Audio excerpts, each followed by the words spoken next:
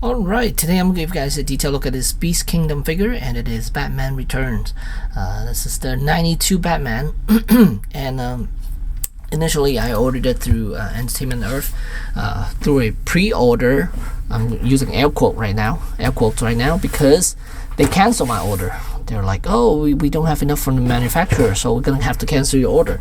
Hey, that's great. So yeah, so even if you pre-order, it's never guaranteed. They're not a reliable source, in my opinion, because one of my friend had a pre-order where they raised the price on them after they pre-ordered it. It was a while. I think they pre-ordered it almost like half a year ago, and then they raised the price on them. And what's the point of pre-ordering if you're gonna readjust the price? It's like if the price is that particular amount when you ordered it, you should stick with it. And if there is just if there are price adjustment, you should eat that, not the consumer. So yeah, I don't like that company, and that's why I don't really order from that company, because it is very unreliable and never again. So there's the box, so let's get into it. Alright, so it comes with the grapnel gun and a bunch of hands. Let's see, there's those kind of gripping hands, relaxed hands, and then a pair of grapnel gun holding hands and a pair of fists. Then it comes with the remote for the vehicle, 3 ninja stars, and a batarang with a rope attached to it.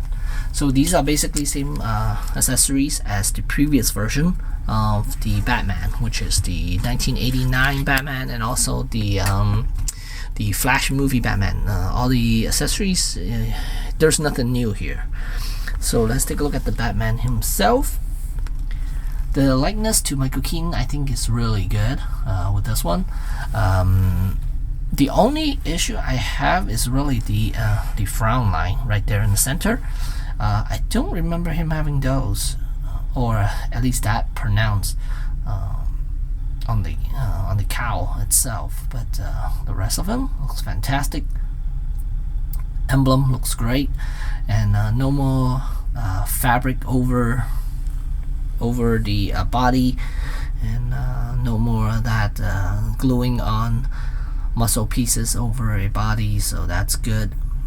And this turned out really nicely, actually. So let me brighten this up so you guys can see the body a little bit more. There's the belt, and this is the 92 design. If I lower this arm, you can see the abdominal section. There you go, the 92 body. And the shoes. And here's the back of the figure, and the only reason why how I got the cape to tighten up so nicely is because I used 2 magnets to hold them down. Otherwise they would flare out quite a bit. So I'm going to remove that and show you guys what it looks like without it. So once you remove the 2 batteries, that's how the cape's supposed to be. And yeah, no, it doesn't drape properly, and it does flare out quite a bit, and I tried folding it over and it doesn't look nice at all. So yeah, I decided to go that way, but like that I think it's okay. Oh, I dropped the grapnel gun, but it's okay. So you know what, no, I don't like it this way. No, it's fine. I guess this is good. It's okay. There are wires, there are 2 wires running through one of each side of the cape. So I am gonna put the magnet back on. Okay, there we go. There's Batman, and I think they did a really good job. Cowl, it's one piece, of course, as should. There are no other mouth to switch it out, so he comes with 1 mouth only. And oh, I forgot to show the grapnel gun. It does come apart into 2 pieces like so, but I don't think it attaches onto the belt. No, it does not. So I'm gonna push this back in, and let's show off the articulation for this figure. So arms can come out all the way, and of course it could swing and rotate 360. And then bicep does have a swivel. There are double jointed elbows here, and then ball hinge wrists, and it can only give you a little past 90 degrees. I don't really want to push it too much because the 89 Batman arm broke right out of the box, so I didn't want to do any weird stuff to it. Otherwise, I don't want to break this one because it seems like this one's impossible to find. So there's the ball jointed chest, and then there's a ball jointed waist for some movement. So he can do a little bit of a crunch, can do arch back, but with the cowl being so rigid, it's hard for him to even look up or anything like that. So the legs can be lowered carefully, gingerly, and then the legs should be able to go up to about 90 degrees or so, and then knee bend a little past 90, and there's a ball hinge ankle, and I like the fact that they have this boot covering just like in the film, and it works really well to cover up this joint here. And then there's toes articulation as well. So, ooh, be careful, be careful, be careful. Thigh does have a little swivel here on the side as well. Not too much, but good enough where if you have a particular pose you want to give him, he could spread his legs out a little bit at an angle. Still look quite good. And then the belt itself is a free floating piece right here to cover up that joint nicely. So yeah, overall this figure is fantastic, and I like the likeness too. The likeness that does have a little bit of a Keaton likeness to it, which I like. So I'm gonna give him the grapnel gun back so he could hold this. And you can see the cowl and the emblem are separate.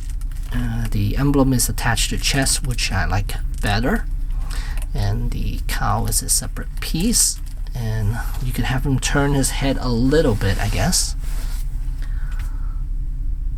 So yeah, you can get some poses out of him, but not a whole lot. Not like super dynamic or anything like that, because head movement is very limited. But you get the idea. Throw this down a little bit. So yeah, magnets work really well for your figure if you for your figure with a cape on. So in the future, if you have any other figures that has a very cumbersome cape, it's always nice to have a magnet, two magnets to tie it down somehow. But yeah, overall, it's a fantastic figure. Really stepped up from the 89 version of how these figures are, because the 89 version was a mess. The likeness was not there, even though it comes with 3 mouthpieces. The likeness wasn't there, and then the body was they try to copy what the actual film did, using a rubber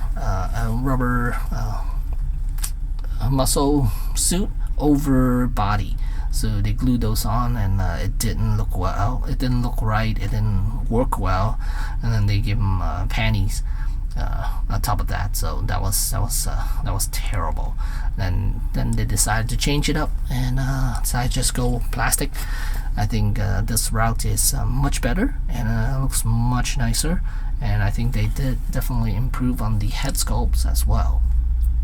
I think my favorite out of all the Keaton Batman would be the Flash one they did. That one has the best likeness, and this one is really good too. But I think it's not as good as the Flash one. But still, this is fantastic. There aren't too many companies making 92 Batman, so yeah, this is a welcome addition to my collection, and was one that I was anticipating for a long time. And when Entertainment Earth canceled my order, I had to scramble to get it somewhere else, and I ended up getting it off eBay for with shipping and everything, I think it was about $100, which is a little more than I wanted to pay, but I need this in my collection. So yeah, I'm happy to have this in my collection now, and yeah, one last look before I end this video. And you can see, oh, actually likeness is quite good on Keaton, right there. Yeah, cape is pretty nice.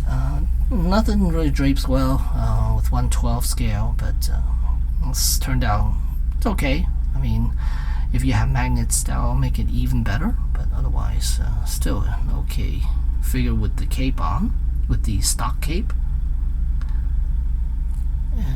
And there you have it. I don't have any figures with me at the moment to do a comparison, but I'll probably take some photos at the end and show you guys what it looks like side by side with other Batman figures. So there you go. There's the 92 Batman from Beast Kingdom, and one that I highly recommend. And yeah, Dynamic Action Hero, the DAH number 82. So there you go. Thanks for watching.